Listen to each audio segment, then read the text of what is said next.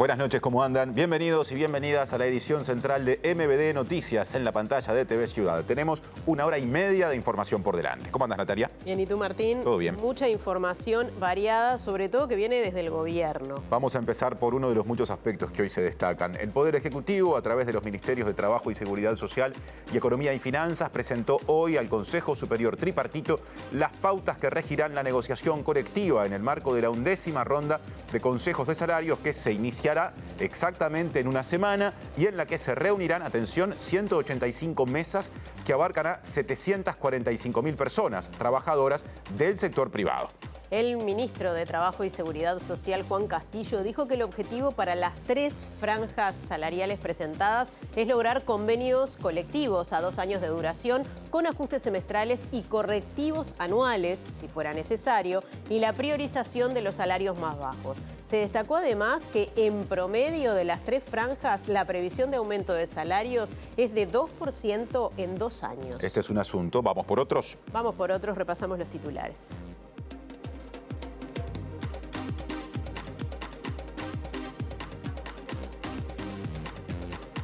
El presidente de la República, Yamandu Orsi, participó hoy en su primera cumbre del Mercosur y allí defendió la vigencia del bloque, al que calificó como la principal plataforma de inserción internacional.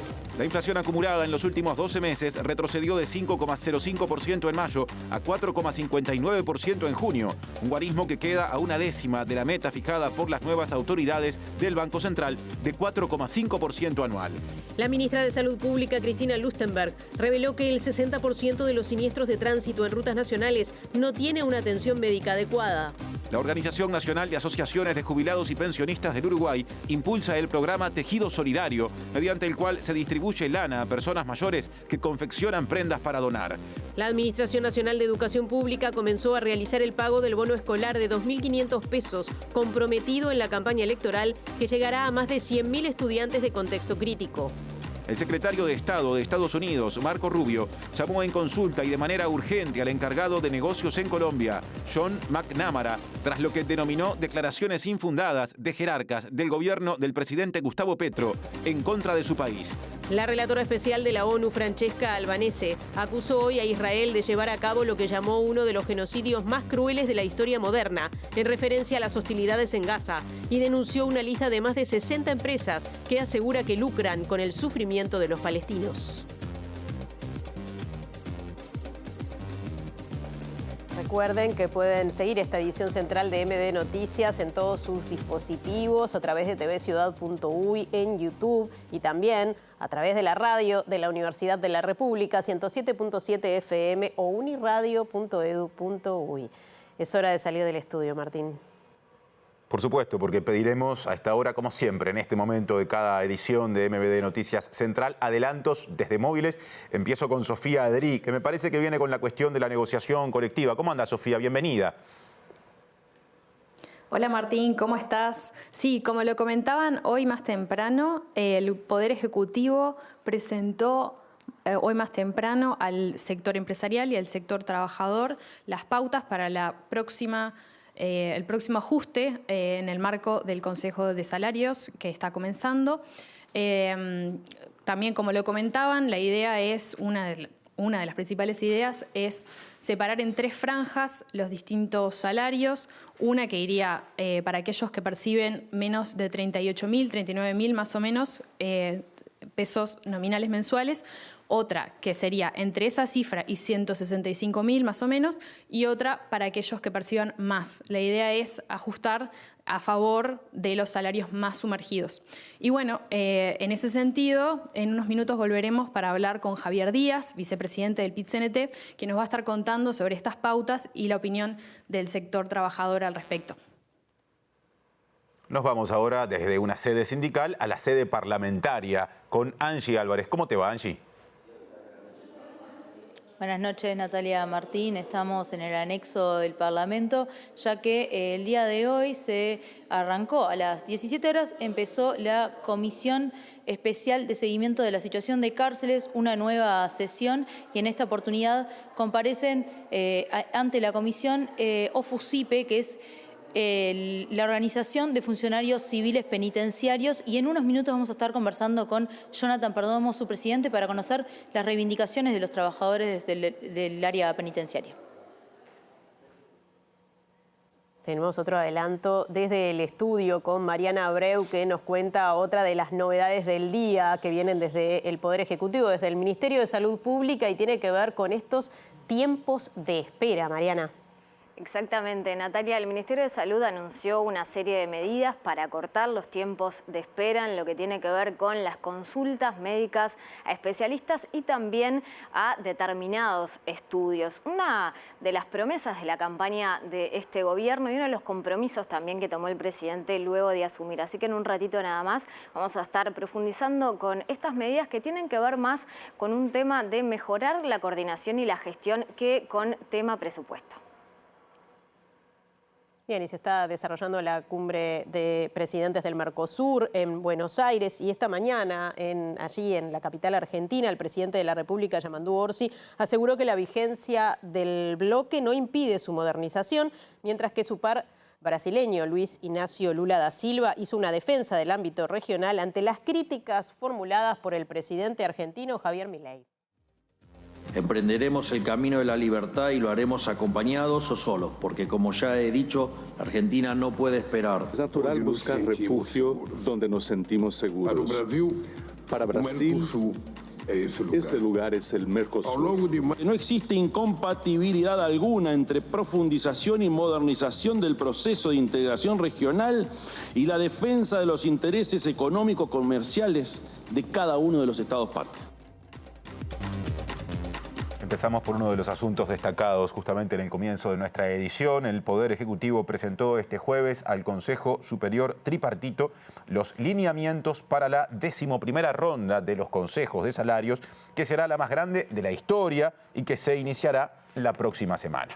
El ministro de Trabajo y Seguridad Social, Juan Castillo, adelantó, como recién compartíamos, que se negociará sobre la base de 3 franjas salariales. Se impulsarán acuerdos colectivos con 2 años de vigencia, con ajustes semestrales y correctivos anuales, con el objetivo de priorizar el empleo y los salarios más sumergidos. Esos distintos niveles en la cual se proponen entonces para ello también distintos niveles de ajuste tiene que ver con una primera franja que alcanzan a los 38.950 pesos. De 0 hasta allí va a ser una de las primeras franjas. Una segunda franja, bueno, y que ahí en esa primera franja en nuestro estimado habría un entorno del 30% de asalariados que se ubican allí en la actividad privada. Cuestión esta que se lo vamos a precisar más para la segunda reunión del Consejo Superior. La segunda franja va a ir hasta los 165.228 pesos. Es una franja mucho más amplia, donde entran más cantidad de trabajadores y trabajadoras. Promedialmente el 64% es el estimado que realizamos desde el gobierno para traer las distintas propuestas, y de 165.229 pesos para arriba existe otra categoría que tiene otro trato a la hora de los ajustes y de la recuperación del salario. Castillo agregó que habrá un espacio de discusión en la reducción del tiempo de trabajo y de mejoras de la productividad propiciada por el gobierno, en que estarán presentes representantes de los trabajadores y de los empresarios. Bien, y allí en la presentación del Consejo Superior Tripartito, veíamos en imágenes, también estaba el subsecretario de Economía y Finanzas, Martín Valcorba, quien informó que en la primera franja de la pauta salarial, que incluye a los salarios más sumergidos, el ajuste será de 7% en el primer año de convenio colectivo y 6,4% en el segundo. En las otras 2 franjas el ajuste será menor, pero el objetivo del gobierno es asegurar un ajuste promedio, aumento promedio de 2% en las 3 franjas al final del tiempo que justamente abarcarán los convenios resultantes de esta ronda salarial. Teniendo en cuenta el objetivo de inflación del 4,5% para este periodo de 2 años de vigencia de la nueva ronda de negociación salarial, estos ajustes nominales de salarios tendrían implícitos, en el caso de la primera franja de salarios, un aumento del salario real acumulado en los 2 años del orden del 4,2%, es, digamos, la proyección en base a lo que es la estimación de inflación en el eje del 4,5% que estamos realizando. En el caso de la segunda franja, la aplicación de los lineamientos genera una proyección, una estimación de aumento del salario real del orden del 2%, y cuando consideramos como el promedio ponderado del conjunto de los trabajadores, considerando las tres franjas salariales definidas, estaríamos para los 2 años en los cuales se está planteando vigencia para esta ronda de negociación salarial, un aumento del salario real del orden del 2,3%, que es lo que está previsto en función de las estimaciones de inflación. Juan Maylos, representante de la Cámara Uruguaya de Comercio y Servicios, de la Cámara Nacional de Comercio y Servicios del Uruguay en todo caso, dijo que el sector empresarial tiene algunas dudas luego de conocer las pautas salariales que regirán la cercana ronda de negociación colectiva. El representante del sector empresarial o patronal dijo que es muy pronto para pronunciarse, pero planteó varias preguntas que considera deberán ser respondidas por las autoridades. Algunas situaciones que están vinculadas a qué se consideran salarios nominales, dudas que están referidas a de qué manera se van a hacer los correctivos y el correctivo final, dudas digamos, de la dinámica de estos lineamientos. ¿Cómo se va a jugar con los salarios más bajos? ¿Cuál va a ser el incremento de los salarios más bajos? Bueno, yo no puedo decirles cuál va a ser el incremento porque hay una paramétrica que digamos, se va a tomar en cuenta la inflación esta subyacente, una media de la inflación subyacente y un componente de crecimiento. Y eso es lo que va a dar los aumentos salariales, pero además ahí hay un factor aleatorio que puede admitir una diferencia en más de un 0,5%. En fin, hay que estudiarlo, es muy pronto para que podamos... ¿Está muy lejos de lo que pretendían los empresarios? No, nosotros no sabemos si estamos lejos o no, impactan un poco el nivel de los aumentos previstos y lo que nos preocupa también es que es una fórmula demasiado homogénea y nos parece que, bueno, nos genera la duda de cómo se va a plantear ante la heterogeneidad de las empresas y sobre todo empresas de distinto tamaño y que se ubican en Montevideo y en el resto del país. Presenta Asociación de Funcionarios Portuarios. Hacete socio y accederás a beneficios exclusivos como colonia de vacaciones, préstamos, servicios de la salud, tienda online con precios exclusivos y mucho más. Bien, ¿y qué piensa el sector trabajador de estas medidas anunciadas por el Poder Ejecutivo? Vamos con Sofía Dri, que busca justamente la palabra de la Central Obrera del PIT-CNT. Sofía. Natalia, ¿cómo estás? Sí, como lo mencionábamos hoy más temprano, tenemos por aquí al vicepresidente del PIT-CNT, Javier Díaz, que nos va a estar contando sobre estas pautas presentadas por el Poder Ejecutivo. Javier, muchas gracias por hablar con nosotros. Contanos brevemente sobre estas pautas y particularmente la postura del sector trabajador al respecto. Bueno, lo primero es una nueva ronda de consejos de salario. Se cumplen 20 años de lo que fue la reinstalación de los consejos de salario nuevamente en el Uruguay a partir de la lucha de los trabajadores, las trabajadoras y una buena parte de la población. Por lo tanto, es muy bueno que tengamos 20 años de negociación colectiva ininterrumpida y que asistamos a una nueva ronda de consejos de salario. En el día de hoy, empresarios y trabajadores fuimos convocados por el Poder Ejecutivo a los efectos de presentarnos, según ellos, lo que entiende deben de ser los lineamientos para la nueva ronda de consejo de salario que va a estar dando apertura en los próximos días y que se van a ver involucrados en principio en el entorno de 700.000 trabajadores.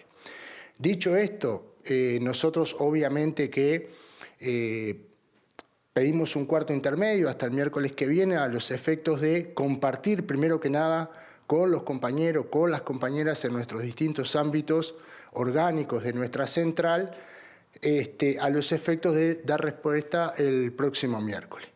Lo que sí estamos también planteando es lo siguiente. Esta ronda de consejo de salario tiene un antes que para nosotros se debe atender. O sea, antes de la convocatoria a las mesas de negociación, nos parece que en el ámbito tripartito, que es el ámbito de gobernanza, nosotros debemos de analizar y debemos de ser capaces de recoger los planteos de los distintos actores sociales a los efectos de generar ese punto de partida, que para nosotros es el siguiente. Nosotros venimos de, en los últimos 5 años, tener 3 rondas de consejo de salario. Arrancó la 8ª ronda en el año mediados del 2020, donde allí se produjo una rebaja del entorno del 5% del salario real. Continuó con una 9ª ronda, donde se pretendía recuperar parte de lo perdido y se continuó con la pérdida del salario real. Luego vino la 10ª ronda del Consejo del Salario, donde no por los lineamientos del Poder Ejecutivo de aquel entonces, sino por la lucha de los trabajadores, en algún caso se logró desbordar la pauta y por lo tanto un grupo menor de trabajadores, digamos, no solo recuperó, sino que tuvo algo de crecimiento, pero el resultado de los 5 años de las 3 rondas anteriores, claramente que fueron regresivas desde el punto de vista de los salarios para los trabajadores y las trabajadoras. Tanto es así que en enero de este año, de los 700.000 trabajadores que van a comenzar ahora la ronda de negociación, 500.000 recién terminaron de recuperar. Y lo que no pudimos recuperar, que es entre el 2020 y mediados del 2023, hubo una transferencia del bolsillo de los trabajadores de más de 4.500 millones de dólares al gran capital. Por lo tanto, a nosotros nos parece a priori que estos elementos deben de ser considerados en el ámbito del tripartito superior antes de que se, digamos, abran las rondas de consejo de salario.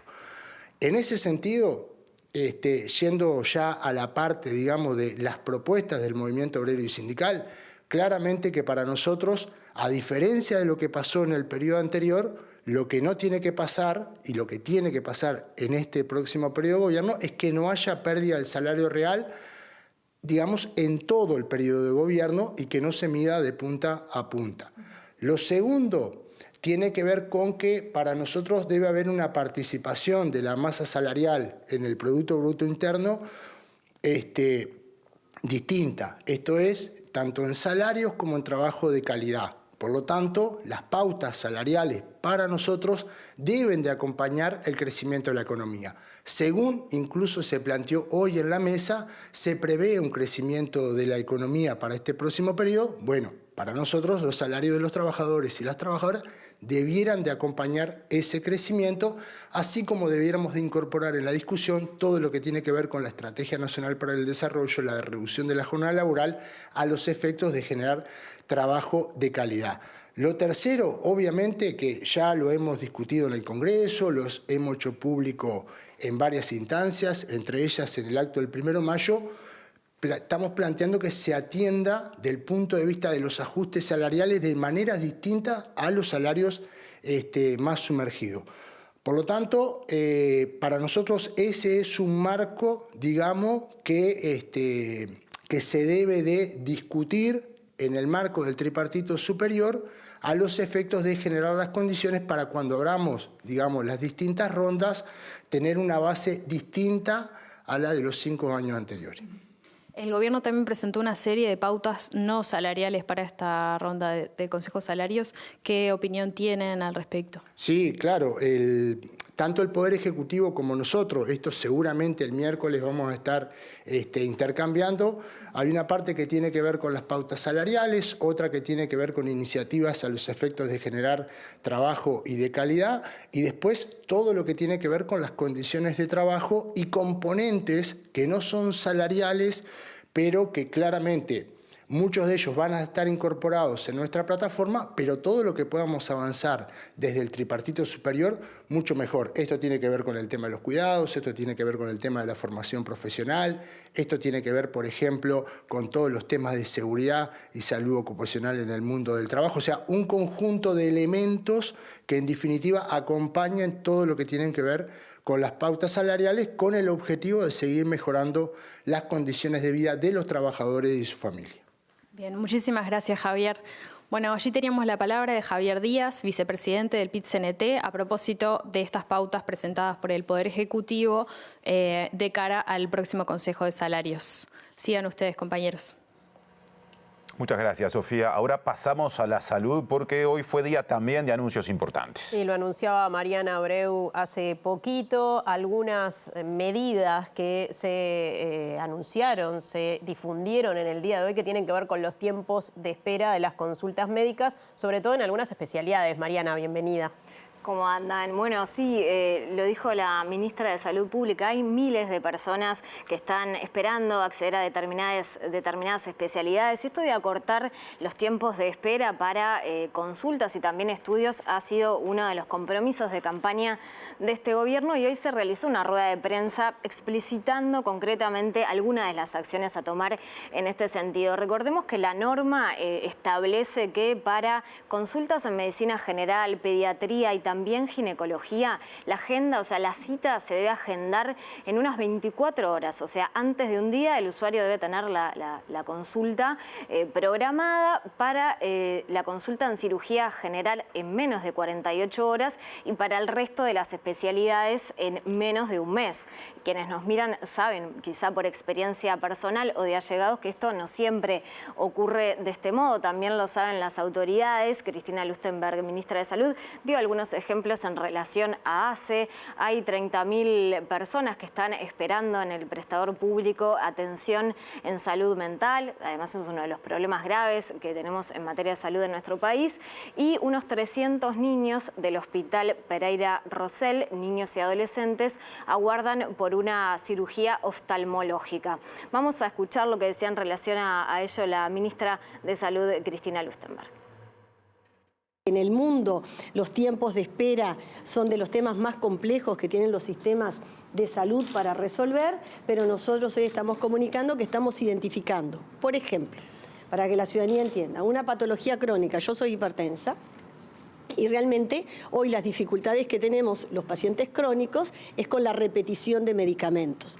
En algunos prestadores tenés que volver al especialista a los 3, 6 meses. Nosotros vamos a ver en conjunto cuál debería ser los plazos que el usuario no sea rehén de cosas que ya se saben, de medicación que vamos a tener que tomar de por vida. Lo mismo, hoy no es adecuado que una pantalla solar, un protector solar, lo tenga que indicar la especialidad de dermatología. O sea, hay algunas dificultades que hoy hacen mucho y el usuario está en el medio, y hay otras que tenemos que escuchar a los prestadores porque muchos las vienen implementando y están dando resultados. Lo que no puede pasar son hoy listas de espera que tenemos en algunas especialidades también, por eso no es una medida, ahora profundiza la economista Pradere, sino son varias. Por ejemplo, la especialidad de cardiología. En algunos prestadores vemos que el 72% de los cupos de la especialidad están destinados para pacientes que tenemos una hipertensión arterial simple, que nos podría tratar un médico generalista, un médico con formación familiar y comunitaria, u otra especialidad de un acceso más directo. Allí decía claramente Lustenberg que hay varias medidas, ¿no?, que se van a tomar. Adelantaba de repente por dónde pueden ir en algunos casos con estos ejemplos, pero ¿qué es lo que se dijo precisamente sobre cómo se puede cambiar esta realidad? Sí, hay que tener en cuenta que estas medidas van principalmente por mejorar la coordinación y la gestión más que por un tema de presupuesto, ¿no? Esto es importante porque se viene el estudio del presupuesto también en el Parlamento, pero decían las autoridades de salud, bueno, esto concreto para mejorar los tiempos de espera no va a, digamos, necesitar necesariamente, valga la redundancia, más presupuesto. Entonces, entre las medidas que se nombraron explícitamente están estas de mejorar lo que tiene que ver con el acceso a repetir los medicamentos en pacientes crónicos, lo nombraba recién la ministra de Salud, también en cambiar la normativa de las que les comentaba recién y agregar a estas especialidades que rigen plazos para generar estas consultas, también estudios, o sea, determinados estudios médicos que se tienen que agendar. Por otra parte, también, bueno, mejorar mejorar la coordinación entre los prestadores de salud. Esto es para todo el sistema, para ACE y también los prestadores privados, las mutualistas. Por otro lado, realizar una campaña de información para usuarios, de forma de racionalizar los servicios, que el usuario tenga claro cuándo acudir a un especialista y cuándo de repente puede solucionar el tema en medicina general, entre otras cuestiones. La formación de recursos humanos. Hay especialidades que faltan médicos para poder ejercer, ¿no? Hay demanda de oftalmólogos, por ejemplo. Bueno, hay problemas, ya lo dije, con relación a médicos especialistas en psiquiatría. Bueno, en fin, hay diferentes realidades que se van a estar intentando abordar a través de estas medidas. Antes de despedirme y dejarles con la economista Gabriela Pradere, que es la presidenta de la JUNASA, la Junta Nacional de Salud, y también la directora de salud, del sistema de salud, les comento que algunas de estas acciones ya se vienen realizando. Ya el Ministerio viene también coordinando con otros actores, con ACE, con los prestadores, con otras instituciones, pero algunas se van a ver los resultados recién en 2026 y 2027. Esto lo dijo también la ministra de Salud. La mayoría de las medidas están vinculadas a la gestión, a recursos propios del Ministerio y a una reorganización de los propios servicios. Yo creo que ahí el principal problema no está desde el punto de vista presupuestal, no está planificado que haya un incremento de presupuesto, sino creo que justamente el cambio más importante es más desde la cultura de la gestión y desde la cultura de los usuarios. Y creemos que es necesario, como decía la ministra, incorporar aspectos que hoy no están regulados, como las técnicas diagnósticas y procedimientos, y también una apertura mayor dentro de esos grandes grupos que estaban regulados en el decreto originariamente. Han habido fiscalizaciones, tenemos informes de fiscalizaciones, se han sancionado, la propia Dirección General del Sistema ha puesto sanciones vinculadas a los tiempos de espera, pero repito lo que decía hoy, creemos que en este caso particular, el problema es más complejo, es multidimensional, y solo pensar que lo vamos a solucionar sancionando es tener una visión bastante acotada, y creo que en definitiva no va a solucionar el problema de fondo. El foco sin duda no está ahora en las sanciones vienen luego de que uno piense un plan integral de cómo solucionar el tema. Bien, bueno, agradecemos a Mariana, pero ahora cruzamos el charco. Así es. Aunque nos quedamos con un tema que también es interno, porque el presidente de la República, Yamandu Orsi, destacó que el Mercosur es la principal plataforma de inserción internacional para buscar las mejores soluciones de los innumerables desafíos que enfrentan nuestras sociedades. Le tocó hablar por primera vez en una cumbre de presidentes del Mercosur. Lo hizo justamente en Buenos Aires, donde este encuentro se desarrolló. Dijo allí que es optimista con respecto al avance del acuerdo entre la Unión Europea y Mercosur, justamente, y también celebró el fin de las negociaciones con la Asociación Europea de Libre Comercio, conocida como EFTA por su sigla en inglés. Y se extraña el Diego, Profundización y modernización del proceso de integración regional y la defensa de los intereses económico-comerciales de cada uno de los Estados partes. Un claro ejemplo de este equilibrio ha sido el reciente consenso alcanzado por el Mercosur para ampliar las líneas nacionales de excepción, a solicitud de uno de los Estados partes, como herramienta de adaptación frente a la coyuntura internacional. Esta flexibilidad demuestra la capacidad del bloque para responder con unidad a los desafíos del presente escenario internacional. Del mismo modo, Uruguay enfrenta una necesidad estructural de mayor apertura al mundo. Nuestra dimensión económica y características productivas hacen imprescindible la ampliación y diversificación de nuestros mercados, especialmente en la región Asia-Pacífico, actual epicentro del dinamismo comercial global. Esta aspiración no debe interpretarse jamás como un alejamiento del bloque. Muy por el contrario, nuestras exportaciones con mayor valor agregado y fuerte presencia de pequeñas y medianas empresas continúan teniendo al Mercosur como destino prioritario.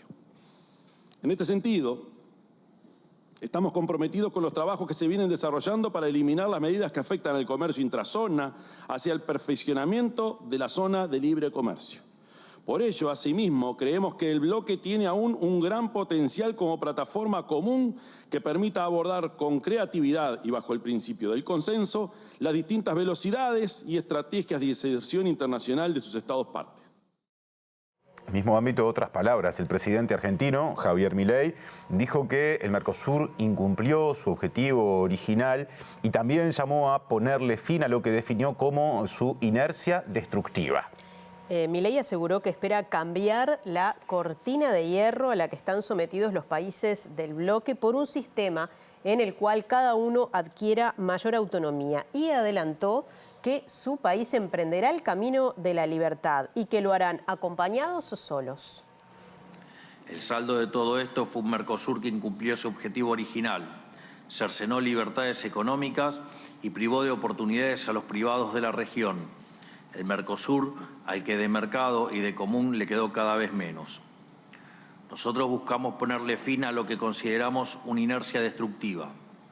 Por eso mismo propusimos que como bloque nos movemos hacia un esquema comercial y regulatorio mucho más libre, en lugar de la cortina de hierro a la que hoy estamos sometidos, en el que cada país pueda gozar de mayor autonomía para aprovechar sus ventajas comparativas y su potencial exportador. Entendíamos las limitaciones que enfrentábamos al proponer un cambio de paradigma semejante. Por un lado, porque los cambios profundos no suelen llevarse muy bien con las estructuras rígidas. Por otro lado, porque conocemos muy bien la diferencia entre hablar y hacer y sabemos que es mucho más fácil exigir al aire que proponer cosas concretables. También avanzamos en nuestra propuesta de revisión del arancel externo común, que como todos sabemos es excesivamente alto y perjudicial para los consumidores en nuestros países. Este arancel debería por lo menos ser llevado a los estándares internacionales, lo cual podría facilitar nuevos acuerdos comerciales a futuro. Emprenderemos el camino de la libertad y lo haremos acompañados o solos, porque como ya he dicho, la Argentina no puede esperar. Y por supuesto también habló el presidente de Brasil, Inácio Lula da Silva, y dijo que para su país el Mercosur es el lugar más seguro en el que busca refugio cuando el mundo se muestra inestable y amenazador. Justamente este encuentro presidencial en Buenos Aires, esta cumbre del Mercosur, al final asumió la presidencia pro tempore y dijo que en la región hay una robustez de las instituciones que llama la atención en otros países y bloques que por eso quieren acercarse al Mercosur.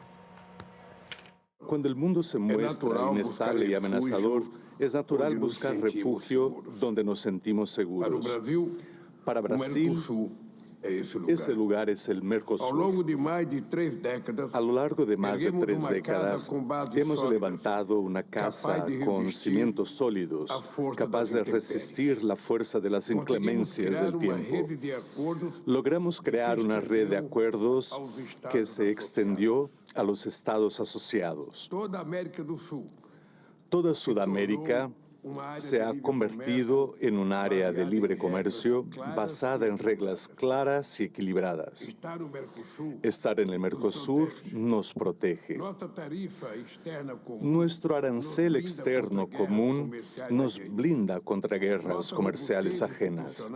La robustez de nuestra institucionalidad nos acredita ante el mundo como socios confiables. No es casualidad que un número cada vez mayor de países y bloques estén interesados en acercarse a nosotros. He constatado ese interés personalmente en los contactos que he mantenido con líderes de diversas regiones.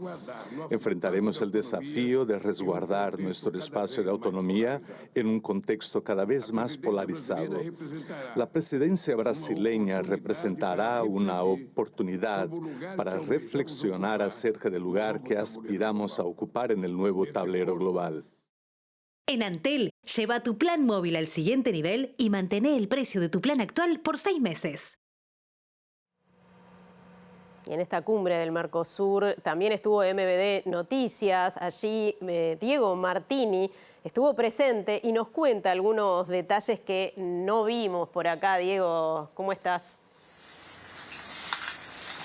¿Qué tal, compañeros? Buenas tardes para todos desde acá de Buenos Aires. Y una de las principales novedades de esta cumbre del Mercosur dio en que finalmente se concretó ese tan ansiado encuentro entre el presidente uruguayo Yamandu Orsi y su par argentino Javier Milei en un mano a mano que duró aproximadamente unos 30 minutos, también con los asesores de economía y los cancilleres, para intercambiar algunas cosas respecto a los dos países, la situación cambiaria, la situación económica, y además el presidente uruguayo lo invitó al presidente argentino a visitar Uruguay, así que todo fue en muy buenos términos y en muy buenos entendimientos, más allá de las diferencias ideológicas que hay. Y en estos momentos le voy a invitar a conversar con el periodista argentino Víctor Hugo Morales, o periodista uruguayo, cardonense además, pero radicado ya en Argentina hace muchos años, a quien le damos la bienvenida y le agradecemos por recibirnos por acá. Víctor Hugo, muchas gracias. Y consultarte un poco cómo ves la situación argentina, la realidad argentina. Está en un nivel pavoroso.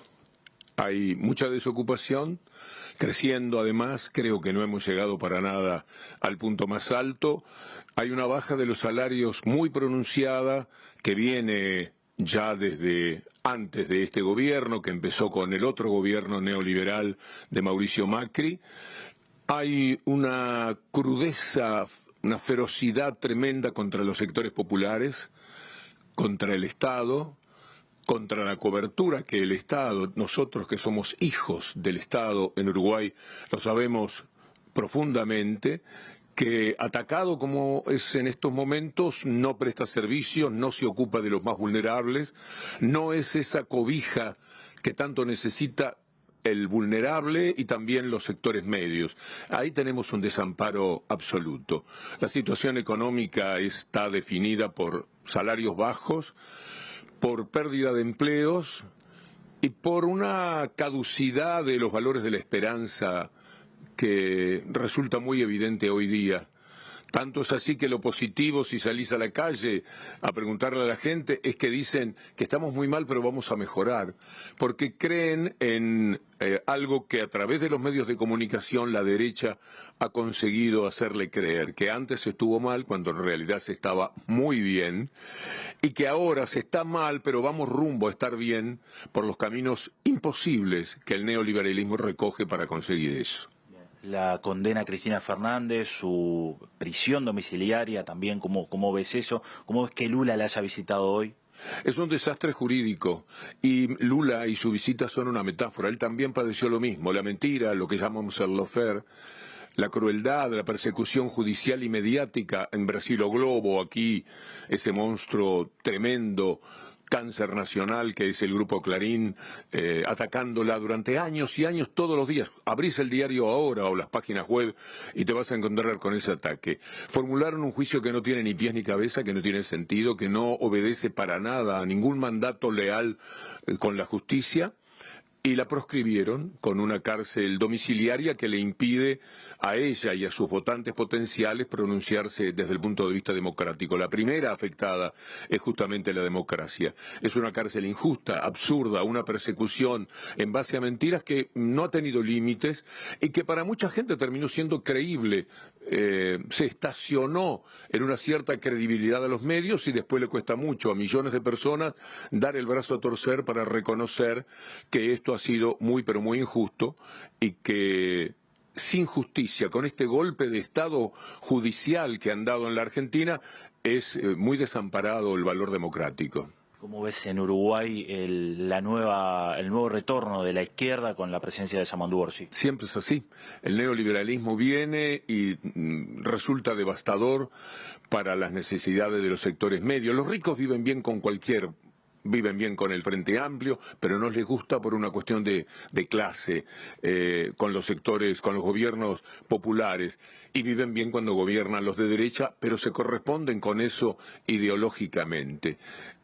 Pero lo que ocurre de la mitad para abajo siempre es salarios muy bajos, salarios a la baja, dignidad del trabajador también a la baja, y cuando la gente se cansa, cada 4 años, alguna vez eventualmente pueden durar 8, entonces reaparece la izquierda para afirmar otra vez ciertos valores de la vida sin los cuales no hay manera de aceptar como se expresa un país. Uruguay se expresó con el neoliberalismo, generó muchas dificultades que ahora el Frente Amplio viene a arreglarlas. Recuperará seguramente al Uruguay, esto lo doy por sentado, vendrán mejores salarios, vendrán mejores épocas, pero después volverá el ciudadano más exigente que se acostumbra a que eso sea así, y nuevamente habrá un ciudadano que sea una amenaza para sí mismo, que se da un tiro en el pie, porque sus nuevas necesidades, olvidando su origen, que es lo peor que le puede pasar a cualquier persona, lo llevan a confrontar con esos gobiernos populares y dar paso otra vez a las derechas. Vivimos en un ciclo que es así. Ellos cometen los desarreglos que determinan que la gente tenga necesidad otra vez de las izquierdas, y cuando las izquierdas se hacen bien y terminan siendo muy positivas para la gente, a veces un sector, nunca se puede generalizar, se da ese tiro en el pie, se traiciona a sí mismo y de vez en cuando recurre otra vez a la derecha, que tiene a todos los medios para criticar lo que jamás critica cuando los gobiernos son de derecha. ¿Qué legado pensás que dejó José Mujica, tal vez en la izquierda latinoamericana? El del amor, es decir, el PP es un canto al amor. Políticamente, como todos los hombres, pueden haber objeciones de momentos y decisiones que tomó.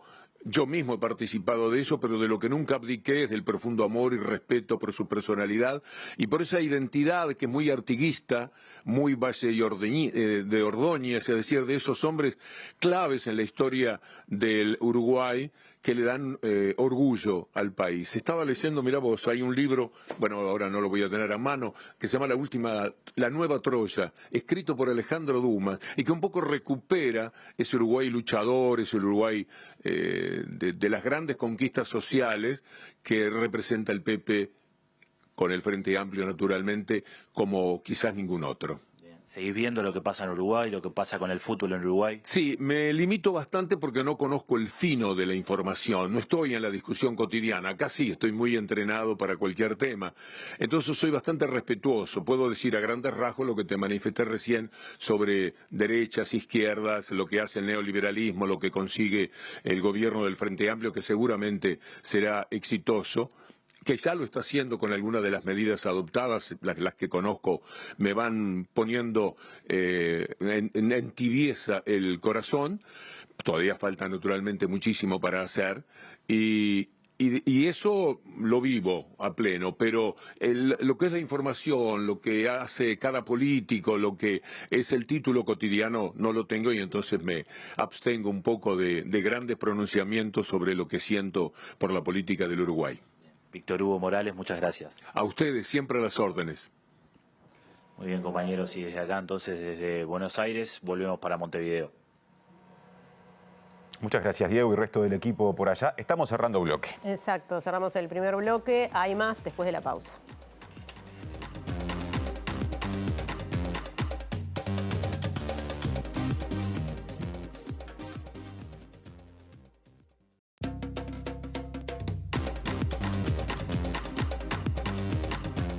Presenta Casmu. Afiliate llamando al 1444 o en casmu.com.uy. Casmu. Nos une la vida. Segundo bloque en la edición central de MBD Noticias. Les contamos que el índice de precios al consumo del mes de junio bajó 0,09% con respecto a mayo, un fenómeno que no se registraba desde diciembre de 2023. La inflación acumulada en los últimos 12 meses retrocedió 5,05% en mayo a 4,59% en este último mes. Un guarismo que se acerca a la meta fijada por las nuevas autoridades del Banco Central, que es de 4,5% anual. El Instituto Nacional de Estadística divulgó este jueves el índice de precios del consumo correspondiente al mes de junio, que prácticamente se mantuvo respecto a mayo con una baja mensual de 0,09%. De esta manera, la variación anual a junio quedó en el 4,6%, una baja de casi medio punto respecto al registro anterior. Así, la inflación queda a una décima del nuevo objetivo planteado por el Banco Central del Uruguay, que es llevarla al 4,5% anual. Analizando los distintos componentes del IPC, el rubro alimentos subió 4,2% en el último año, 4 décimas por debajo del promedio, debido principalmente a la baja en frutas, hortalizas, lácteos y huevos. Los precios de la vestimenta bajaron 1% en el último año. Un descenso similar, 1% anual, se dio en los precios del transporte por la baja del gasoil en junio y por la baja del dólar, moneda en la que cotizan vehículos, autos, motos y repuestos. La baja reciente del dólar impactó en el precio de otros varios productos importados y de algunos servicios. En el año terminado a junio, el dólar subió 4%, 6 décimas debajo de la inflación minorista. Otro tema, el sindicato de ANCAP está en conflicto por más recursos para el ente ante el cercano ingreso al Parlamento del proyecto de presupuesto. Y este jueves, día en el que además se cumplen 52 años del momento en el que 2 trabajadores apagaron la llama de la refinería, justamente en resistencia o como medida de resistencia durante la huelga general que se dio en los primeros 15 días de la última dictadura civil-militar. El sindicato, FANCAP, aprovechó la ocasión para hacer un paro con movilización en reclamo de más personal y también de más inversiones. Venimos en un proceso de varios años de achique, de varios años de desmantelamiento, de no ingreso de personal, de no inversión, que necesita de acciones y mensajes claros para sostener ese rol social, económico, productivo que tiene ANCAP, esa garantía de derechos, esa soberanía que en tiempos cuando el mundo está en avatares complejos, bueno, Uruguay tiene la garantía de poder seguir refinando y produciendo el combustible, generando empleo en el interior, generando industria a través de la industria cementera y demás. No solamente es necesario un buen manejo, una buena gestión, sino también decisiones que tienen que ver con lo que estamos reclamando. Ingreso de personal, 2/3 del personal de lo que se necesita para trabajar en ANCAP no se puede seguir sosteniendo. Inversiones, hay que invertir para que esto ande. Y para seguir manteniendo a la empresa y al ente estatal en la primera línea. Si no se invierte en la industria cementera, si no se invierte en seguridad, si no se invierte en la refinación, si no se invierte en la logística, bueno, complicado. Durante la movilización, el sindicato colocó una placa recordatoria del corte de la llama de la refinería ejecutado por los trabajadores Ernesto Goggi y Ernesto Vega en el 73 en resistencia ante la dictadura civil-militar, que así vio desmentida su versión acerca de la supuesta insignificancia de la huelga general promovida por la CNT. Para nosotros hoy era un acto central porque recuerda que el 3 de julio, en el marco de la huelga general, se apagó la llama para hacer realmente efectivo que había huelga general cuando el poder dictatorial de su momento decía que era falsa la huelga. Y bueno, la apagada de la llama generó lo que generó. Y bueno, siempre recordamos y colocamos una placa en homenaje a esa gesta heroica del pueblo uruguayo.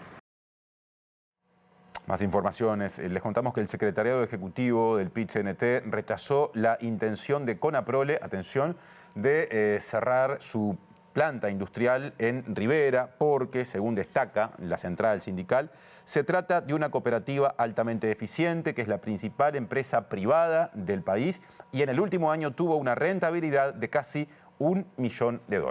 Enrique de Méndez, dirigente de la Federación de Trabajadores de la Industria Láctea, dijo que no se explica cómo se pretende cerrar la planta y adelantó que se están realizando gestiones a nivel de gobierno para analizar esta situación. Nos llegó el anuncio de Conaprole de que para el 31 de octubre pretendían estar cerrando la planta de Rivera y para nosotros es una definición que la hemos rechazado automáticamente de plano y que a la misma vez nos parece totalmente errada.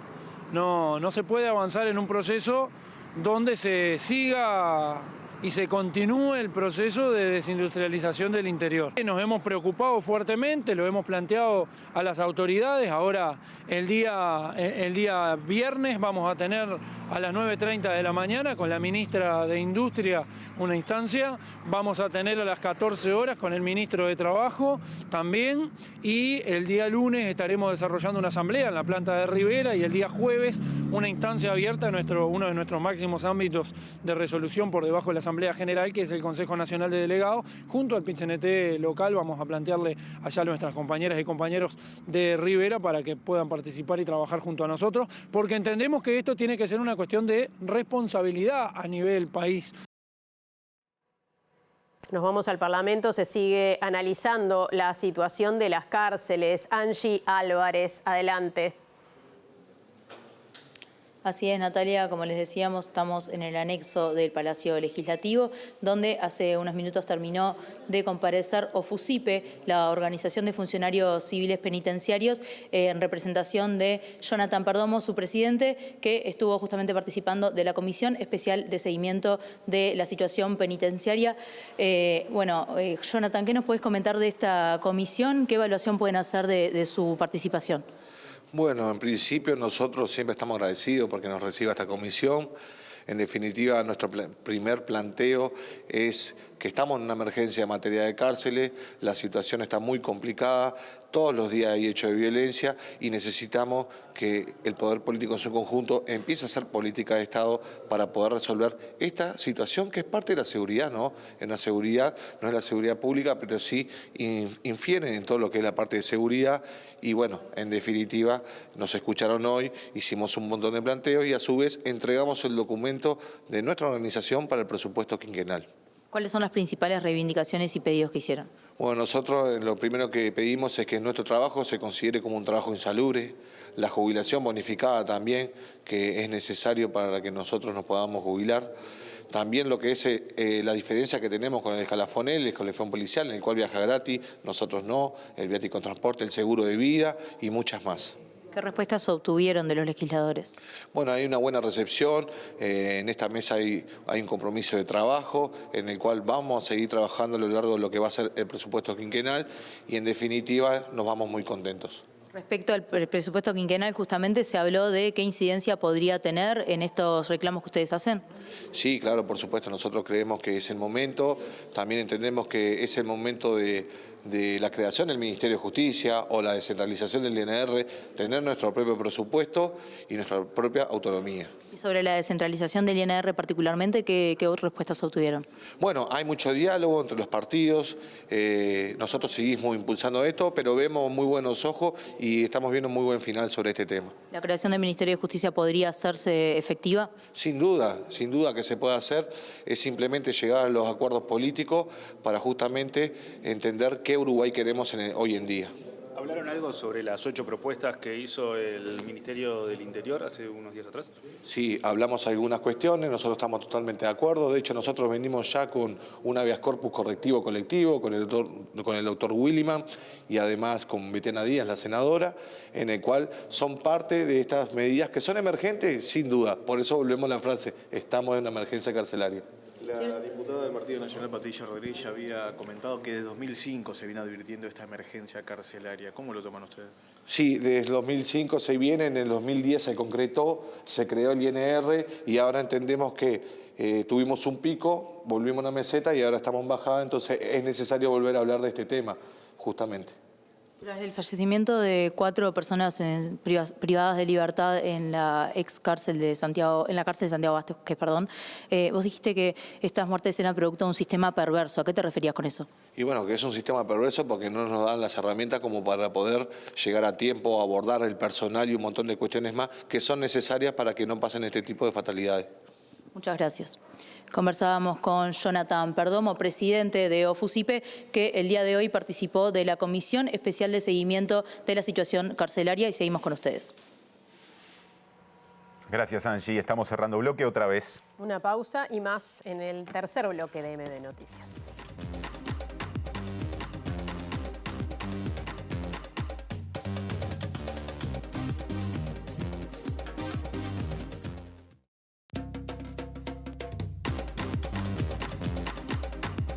Presenta Mercado Agrícola de Montevideo, en el corazón de un barrio donde late la ciudad. Mercado de Historias. Mercado de Historia.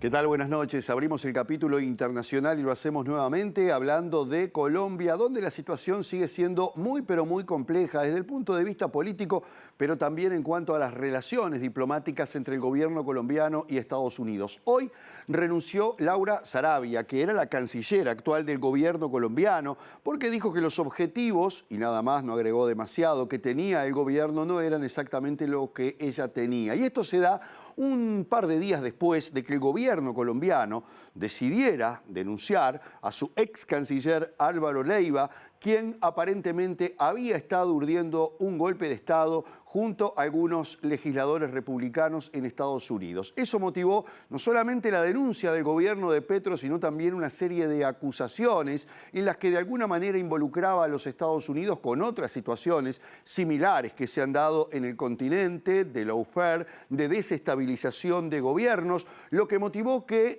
el secretario de Estado norteamericano Marco Rubio llamara a consultas al encargado de negocios en Colombia, porque actualmente no hay embajador. Estamos hablando concretamente de John McNamara, que es además, pero esto es anecdótico, hijo de Robert McNamara, secretario de Defensa de Estados Unidos durante la guerra de Vietnam. Inmediatamente el presidente Gustavo Petro llamó a consultas a su embajador para informarse de cuál es la situación con respecto a una cantidad de temas que lo vinculan con Estados Unidos, país que hasta hace poco era uno de los principales aliados de Estados Unidos, Colombia, ahora ya no lo es tanto. Llamamos a nuestro encargado de negocios interino en Bogotá para consultas urgentes tras declaraciones infundadas y irreprensibles de altos funcionarios del gobierno colombiano, aseguró el secretario de Estado norteamericano Marco Rubio mediante un mensaje difundido en sus redes sociales, y subrayó que el gobierno de su país se encuentra preocupado por el estado actual de los lazos diplomáticos entre dos aliados de larga data. Washington se encuentra adoptando otras medidas para dejar clara su profunda preocupación por el estado actual de nuestra relación bilateral, agrega un comunicado del Departamento de Estado, aunque la administración de Donald Trump recalcó que pese a las diferencias políticas con el gobierno actual del presidente Petro, Colombia sigue siendo un socio estratégico esencial. En reciprocidad con la medida adoptada por Estados Unidos, el presidente colombiano Gustavo Petro llamó este jueves a consultas a su embajador en Washington, Daniel García Peña, para informarle sobre el desarrollo de la agenda bilateral en un día complicado para su gestión, ya que coincidió con la renuncia de su actual canciller Laura Sarabia. Hay un golpe en flagrancia y hay que investigarlo y solicitarle a la justicia de los Estados Unidos que investigue, había demandado el mandatario colombiano en un extenso posteo divulgado en su cuenta de X, donde explica la trama golpista en su contra y la comparó con otras tentativas semejantes que han tenido lugar en la región. Una fuente cercana al Partido Republicano había confirmado al diario español El País que el ex canciller del gobierno de Petro, Álvaro Leiva, tenía todas las herramientas para ejecutar un plan, expulsar a Petro de su posición y reemplazarlo con la vicepresidenta Francia Márquez.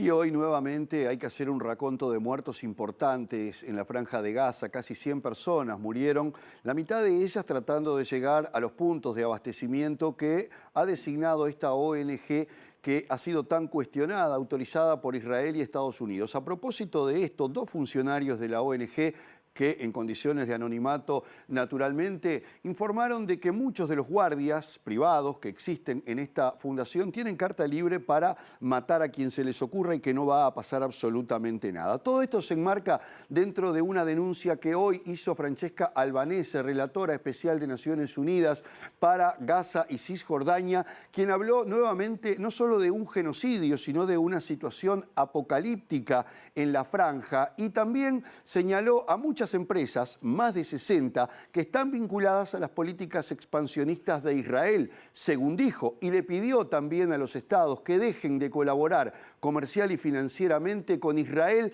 porque está llevando a cabo un genocidio sin precedentes en este siglo. La relatora especial de Naciones Unidas para los territorios palestinos ocupados, Francesca Albanese, pidió nuevamente hoy un embargo de armas y cortar lazos comerciales y financieros con Israel, a quien acusa de ser responsable de uno de los genocidios más crueles de la historia moderna, durante un discurso en el Consejo de Derechos Humanos en Ginebra. La situación en los territorios palestinos ocupados es apocalíptica, señaló Albanese, al describir los hechos que han matado a más de 57.000 palestinos y causado graves heridas a miles, así como el desplazamiento de más de 1 millón de personas. Además, pidió a los gobiernos que se aseguren de que las empresas que se involucren en las violaciones al derecho internacional enfrenten sanciones legales, manifestaciones que según Israel tienen un sesgo antisemita, y aunque la delegación israelí no estuvo presente porque se ha desvinculado del Consejo, esta semana afirmó que el último informe de Albanese era jurídicamente infundado, difamatorio y un abuso flagrante de su cargo. Más allá de las palabras, Albanese, una de las docenas de expertos independientes designados por la ONU para documentar los abusos en todo el mundo, presentó su último informe en el que nombra a más de 60 empresas que, según las investigaciones de su equipo, están involucradas en apoyo a los asentamientos israelíes y las acciones militares en Gaza. Desde multinacionales, gigantes tecnológicas de construcción y armamento, las compañías citadas por Albanese forman parte de una economía del genocidio, según sus palabras, que Israel impulsa con sus políticas financieras coloniales en Gaza y Cisjordania. Y la Fiscalía de Perú amplió el pedido de años para adjudicarle a la ex candidata Keiko Fujimori 35 años por la causa Odebrecht, 35 años de prisión.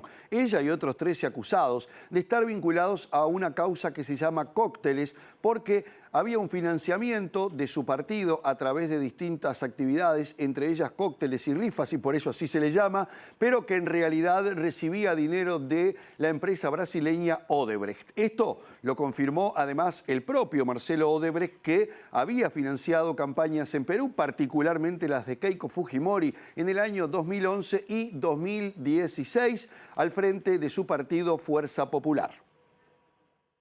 El Ministerio Público informó en un comunicado que la petición fue incluida en la nueva presentación de la acusación penal del llamado caso Cócteles, después de que el juicio oral en el que pedía 30 años de cárcel para Keiko Fujimori fuera anulado en abril pasado y el proceso devuelto a la etapa previa de acusación. La imputación alcanza también a otros 13 acusados, entre ellos el ex esposo de Fujimori, y considera personas jurídicas a Fuerza Popular, el partido político que lidera, y una empresa de bienes raíces. Según la tesis fiscal, Fuerza Popular habría usado como fachada una organización de cócteles y rifas para justificar aportes que en realidad provenían de fuentes no declaradas, y en 2017 el escándalo tomó fuerza tras las declaraciones de Marcelo Odebrecht, exdirector ejecutivo de la constructora brasileña, quien confesó ante la justicia que había realizado aportes a campañas políticas peruanas. Además de los 35 años de prisión para la hija y heredera política del fallecido expresidente Alberto Fujimori, el fiscal solicitó que se le impongan 730 días de multa por la presunta comisión de los delitos de lavado de activos agravado, en organización criminal, en concurso con falsa declaración, en procedimiento administrativo y falsedad genérica. Entre los supuestos aportantes irregulares a las campañas de Fujimori están la empresa brasileña Odebrecht y varios conglomerados económicos peruanos, pero el partido fujimorista sostiene que los fondos fueron recogidos en una serie de cócteles, de ahí el nombre de la causa, en los que simplemente participaron simpatizantes políticos. Presentó Mercado Agrícola de Montevideo, en el corazón de un barrio donde late la ciudad. Mercado de Historias. Mercado de Historia. Bien, volvemos a nuestro país. El subjefe de policía de Montevideo, Carlos Rodríguez, se refirió al operativo policial desplegado este mediodía en Plaza Independencia, donde se desarrollaba una movilización del Sindicato Único de Trabajadores del Mar y Afines. Claro, el SUTMA. Rodríguez confirmó que uno de los integrantes del sindicato quedó detenido luego de los incidentes y que está a disposición de la Fiscalía. Hoy a la hora 11, frente a Torre Ejecutiva, el Sindicato Único del Mar y Afines se reúne, pasado 45 minutos, en el cual hay que destacar que en ningún momento habían cortado el tránsito, la media calzada estaban los vehículos transitando normalmente. En cierto momento, un vehículo que circulaba por calle Ciudadela pretende ingresar hacia Plaza Independencia, cuando un grupo de manifestantes intenta obstaculizar el paso de ese vehículo. En ese momento, otro grupo integrante quiso dejar que se los vehículos prosiguieran la marcha por esa vía de tránsito y ahí comienza un problema internos entre los mismos. Ese problema internos entre la gente del sindicato originó la intervención policial, cosa que a posterior, como ustedes sabrán, uno de los integrantes del sindicato se encuentra actualmente detenido. Un funcionario policial, por suerte, no está lesionado, sí en el momento del forcejeo, cuando la gente del sindicato quiso obstaculizó parte del procedimiento policial, evitando la detención del mismo. En ese momento, en el forcejeo, ese policía cae a una fuente aquí de la Plaza Independencia, pero por suerte no está lesionado. La movilización continuó en Torre Ejecutiva posterior a la detención de esta persona. ¿Qué va a pasar con la persona detenida? Obviamente ahora queda a disposición de lo que disponga la Fiscalía. Cambiamos de asunto, aunque seguimos en asuntos vinculados a la seguridad ahora desde la seguridad ciudadana, porque el ministro del Interior, Carlos Negro, dijo ante una comisión de seguridad en el ámbito parlamentario que el gobierno está trabajando en la elaboración de un proyecto de ley integral para diseñar justamente un mecanismo que lleve a que baje la cantidad de justamente armas entre la población. Y destacó algunos aspectos de este programa, señaló que se promoverá la entrega voluntaria de armas no registradas y eventualmente también de las armas ilegales. La palabra desarme suena como que el gobierno tiene un único proyecto que es el desarme. El gobierno lo que está planteando es trabajar en un proyecto serio, completo, que abarque toda la problemática relacionada a las armas y que tiene en un capítulo de ese proyecto la aspiración a un programa de entrega voluntaria de armas. También sabemos las limitantes que tiene este diseño de entrega voluntaria de armas y su relativo impacto en materia de número de armas entre la población civil y en particular, o el efecto que pueda tener muy relativo ahí sí, en las armas ilegales o que se tienen ilegalmente. Entonces estamos trabajando en la elaboración de un proyecto relacionado a armas que abarque varios aspectos, quizá todos los más complicados en la compleja regulación de la tenencia de armas, y la parte del desarme será un capítulo más de ese proyecto que implica una sensibilización, sobre todo, de los peligros que encierra la tenencia irresponsable o ilegal de las armas. Y esta mañana se incendió un depósito de juguetes en el barrio Reus, en la esquina de Ramón del Valle Inclán y Marcelino Bertelot. Sí, les contamos que Víctor Fagundes, que es vocero de la Dirección Nacional de Bomberos, dijo que el motivo del fuego todavía no se conoce y que si bien las estructuras linderas no, digamos, están en riesgo, el techo del edificio colapsó y la fachada tiene peligro de derrumbe. Bueno, nosotros recibimos el llamado 11 y algo y empezamos a trabajar un incendio de proporciones donde tenemos 10 metros de frente por 30 de profundidad, o sea que en 2 plantas. Eso es un incendio bastante importante, mucha concentración de material, combustible, plásticos, peluches, un montón de enseres lo que vende la tienda, y eso nos dificultó un poco las tareas. Al momento tenemos un colapso de estructura, el techo cayó. O sea que seguimos trabajando, lo que se puede apreciar es mucha concentración de humo porque estamos haciendo una remoción y enfriamiento por debajo de los materiales que se están quemando. O sea, tenemos un techo que colapsó, cayó al 2.º piso y eso lo que hace es nos dificulta las tareas para hacer la retirada de chapas y poder enfriar. Las viviendas linderas no tienen riesgo, ya se hizo la evaluación, teníamos un estacionamiento al fondo, no tuvo afectación, las viviendas linderas tampoco. Lo único que pedimos a los vecinos fueran que cerraran las ventanas para, no ingresar ese humo tóxico que se ve de varios lados de Montevideo, pero la idea es tener siempre la precaución de la fachada, que eso sí tenemos un riesgo de derrumbe, ¿no? ¿El motivo se conoce? No, pericia ya está en el lugar, está trabajando. Vamos a esperar a ver cuál es la determinación del punto de origen y determinar dónde fue la causa, ¿no? Con esta información cerramos el bloque número 3. Y volvemos con el último bloque de MBD Noticias.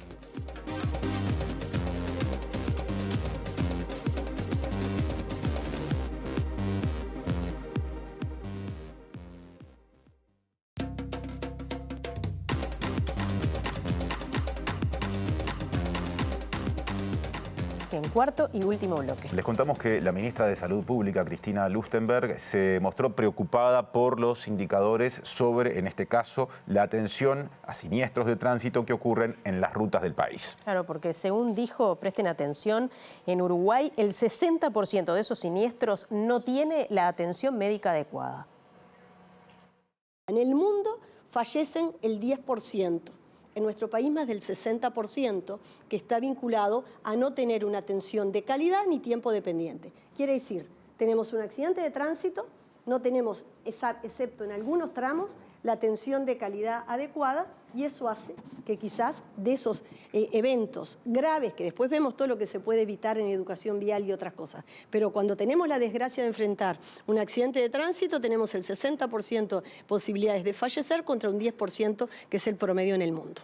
Lustberg aseguró que está conversando con las autoridades del SAME 105 y de las emergencias móviles privadas para buscar soluciones a este problema. Sostuvo que los sistemas de emergencia móvil deben priorizar las patologías tiempo dependientes, por más que vendan como empresas otros servicios a la población.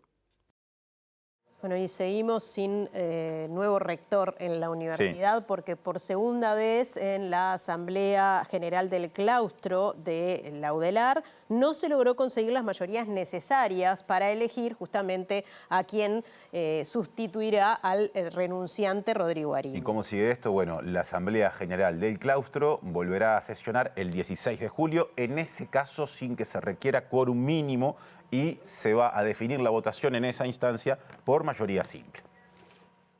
La segunda asamblea electora de la Asamblea General del Claustro de la UDELAR contó con la asistencia de 96 de los 112 miembros que la componen.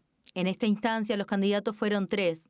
Héctor Cancela, expresidente de la Asociación de Docentes Universitarios ADUR, Gregory Randall, quien fue prorector de investigación durante el rectorado de Rodrigo Arocena, y Fernando Miranda, actual decano de la Facultad de Artes. Nicolás Chegor, candidato impulsado por el Espacio Universitario Renovador, bajó su candidatura tras recibir 5 votos en la primera asamblea electora.